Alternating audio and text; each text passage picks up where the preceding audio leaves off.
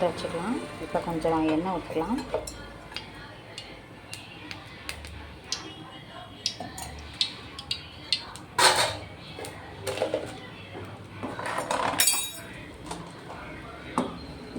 கொஞ்சம் கடலைப்பருப்பு,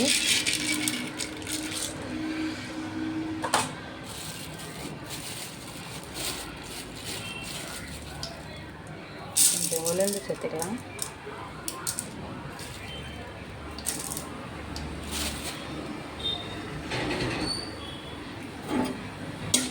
நல்லா இது பண்ணி கொஞ்சம் கலர் மாறினதுக்கப்புறம் நம்ம தனியாக தட்டில் எடுத்து வச்சுக்கலாம். நம்ம தக்காளி சட்னி வதக்கி அரைக்க போகிறோம். இந்த சட்னி எல்லாம் தான் பிடிக்கும். வீட்டில் செய்து பாருங்கள்.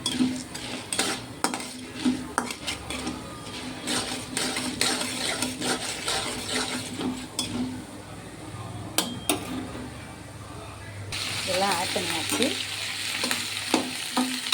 மிளகாய் எல்லாம் போட்டு வச்சு புளி ஒரு கொட்டை போட்டுருக்கோம். இதெல்லாம் வதங்கி வச்சுட்டு இப்போ நம்ம கொஞ்சம் உப்பு பெருங்காயத்தூளும் ஆட் பண்ணிக்கலாம். நல்லா வதங்கிட்டு இப்போ இந்த வதக்கி வச்சுருந்த உளுந்தும் கடலைப்பருப்பும் மிக்ஸி ஜாரில் ஆட் பண்ணிக்கலாம். நல்லா கிண்டி தட்டி கொஞ்சம் கருவேப்பிலை சேர்த்துக்கிட்டு நல்லா வெந்ததுக்கப்புறம் நம்ம மிக்ஸி ஜாரில் சேர்த்து அரைச்சிக்கலாம். ஜாரில் ஆட் பண்ணியாச்சு. இப்போ போய் நம்ம அரைச்சிட்டு வந்துடலாம்.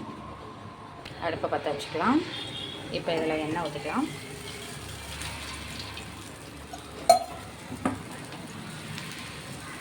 கடுகு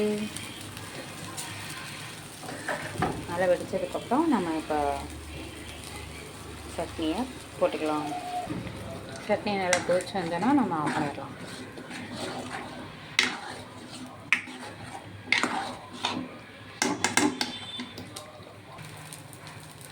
நம்ம தோசையோட சேர்த்து சாப்பிட்லாம்.